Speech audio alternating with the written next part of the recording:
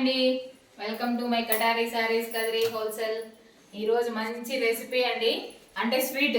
నిన్న హాట్ చేసాం కదా చింతతొక్కు, ఈరోజు స్వీట్ అండి. స్వీట్కి వచ్చేసరికి చూడండి, మైదా వచ్చి ఒక 1/4 కిలో తీసుకోవాలి. అదేవిధంగా బెల్లం కూడా అంతే అండి, ఒక 1/4 కిలో. ఈ మైదాలో వచ్చి కొద్దిగా సాల్ట్ వేసుకోవాలండి, అంటే మరీ ఎక్కువ వేసుకోకూడదు, కొంచెం రుచికి అంతే. కొద్దిగా సాల్ట్ వేసుకొని కొద్దిగా ఆయిల్ వేసి నీళ్ళు వేసి కలిపి పెట్టుకోవాలి. ఫస్ట్ మైదా పిండి ఒక 1/2 అవర్ నానబెట్టుకోవాలండి. అదేసరికి బెల్లం వచ్చి దంచి బాగా కొన్ని నీళ్ళు పోసి నానబెట్టుకుంటే క్లీన్ అవుతుందండి. దాంతో కొంచెము చెత్త అలా అంతా ఉంటుంది కదా, రాళ్ళు అలా ఉంటాయి. మనం చేసుకొని తినాలన్నా కానీ మనకి నచ్చదు కదా, అందుకు కొంచెం నానబెట్టుకొని చేసుకొని వడగొట్టుకోవాలండి. చూడండి, నేను ఆల్రెడీ ఇక్కడ వడగొట్టేసాను. నానబెట్టి బెల్లం పాకు అండి వడగొట్టి పెట్టాను, ఇంకా పాకు పట్టల్లా. అలాగే మైదా పిండితో చూడండి బెల్లం దంచి ఇది నీళ్ళల్లో నానబెట్టి వడగొట్టేసాను, ఫిల్టర్ చేశానండి. ఫిల్టర్ చేసిన తర్వాత పాకు పట్టుకునేకి వేసేస్తున్నాను. చూడండి, క్లీన్గా వచ్చేసింది, గలీజ్ ఏం లేకుండా. లేకపోతే చెత్త చెదారం అంతా ఉంటుందండి, రాళ్ళు ఇసుకలాగా అంతా ఆగిపోతుంది. బెల్లం అండి పాకు పడుతున్నాము మనం. అంతలోపల చూడండి, మైదా చెప్పాను కదా తడిపి పెట్టుకొని ఇలా చిన్న రౌండ్స్ లాగా చేసుకొని చూడండి ఇలా పెట్టి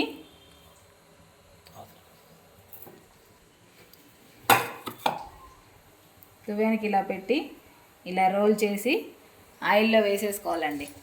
ఆయిల్లో వేసి చూడండి, ఆయిల్లో వేసిన తర్వాత డీప్ ఫ్రై అయ్యాక ఇలా ఫస్ట్ సిమ్లో పెట్టుకోవాలి. సిమ్లో పెట్టుకున్న తర్వాత కొంచెము లోపల పిండి బాగా ఉడికిపోతుంది. దువ్వానితో అండి, గవ్వలు కొంతమందికి చెక్కలు దొరుకుతాయి, పెద్ద పండ్లతో చేయాలి. ఈ చిన్న పండ్లతో చేస్తే ఖర్చకపోతుందండి, రాదు. ఈ పెద్ద పండ్లు ఉండే దానితో మాత్రమే చేయాలి. అలా వేసేసాము, డీప్ ఫ్రై అవుతున్నాయి.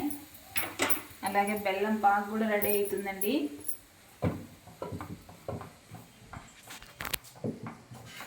నచ్చిన వాళ్ళు ఎలకబుట్లు కూడా వేసుకోవచ్చండి, నేనైతే వేయలేదు. కావాలనుకున్న వాళ్ళు వేసుకోవచ్చు.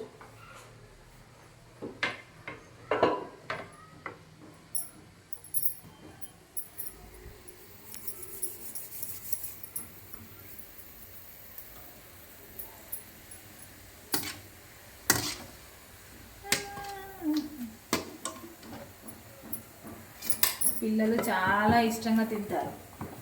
మా ఇద్దరి పిల్లలకి చాలా ఇష్టం అండి. నాకు చేసేకి టైము అడ్జస్ట్ కాక చేయలేదు. ఈ మధ్య చాలా రోజులైంది.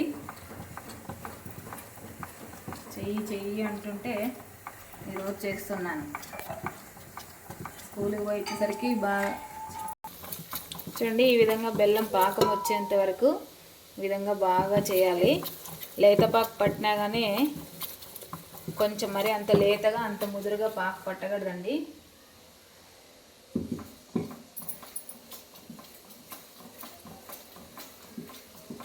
చాలా టేస్టీగా చాలా బాగుంటాయి, పిల్లలు బాగా ఇష్టంగా తింటారండి.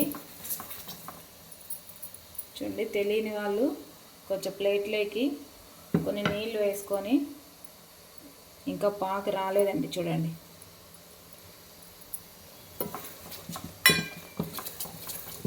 చూడండి, పాకు రెడీ అయిపోయింది. మనం ఇలా కొంచెం ప్లేట్లోకి వేసుకొని వాటర్ ఉన్నప్పుడు చూడండి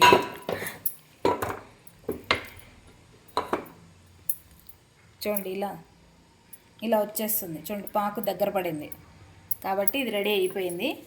ఇది ఆపేస్తున్నాను. మనము ఈ బౌల్కి వచ్చి కొంచెం ఆయిల్ వేసుకోవాలండి. మనం ఆయిల్ పూసుకున్నాం అనుకోండి, బెల్లం పాకు వేసినప్పుడు దీనికి ఖర్చుకోదు. ఆయిల్ పూసేసాను బౌల్కి.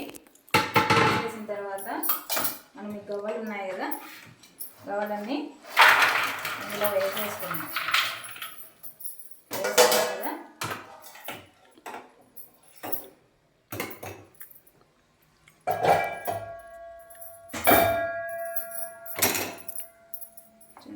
పాకు చూడండి. మొత్తం అన్నిటికీ ఇలా వేసేసుకొని ఇంకా కొంచెం తీసి పెట్టానండి, పక్కన పెట్టాను.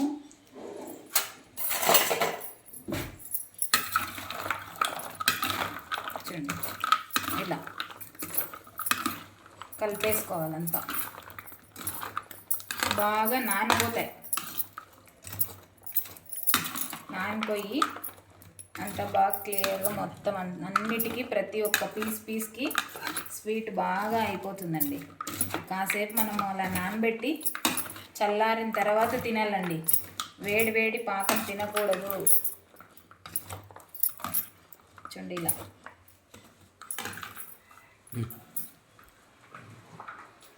చూడండి ఇలా నానబెట్టిన తర్వాత కొంచెం నానితే స్వీట్ బాగా అన్నిటికీ బాగా మిక్స్ అయిపోతుంది. కొంచెం వేస్తున్నా, ఎక్కువ చాలు. చూడండి అంతే. మరి ఒకసారి ఏమేమి వాడాలో. మైదా 1 కిలో, బెల్లం 1 కిలో, అలాగే ఇవి రెడీ చేసుకునేకి గవ్వ చెక్కలు కూడా దొరుకుతాయండి, కానీ ఇక్కడ లేవు మా దగ్గర. అందుకే నేను దువ్వెనతో చేశాను. దువ్వెనతో చేసి ఆయిల్లో డీప్ ఫ్రై చేసుకోవాలి. ఫస్ట్ వేసిన తర్వాత కొంచెం సిమ్లో పెట్టుకోవాలండి.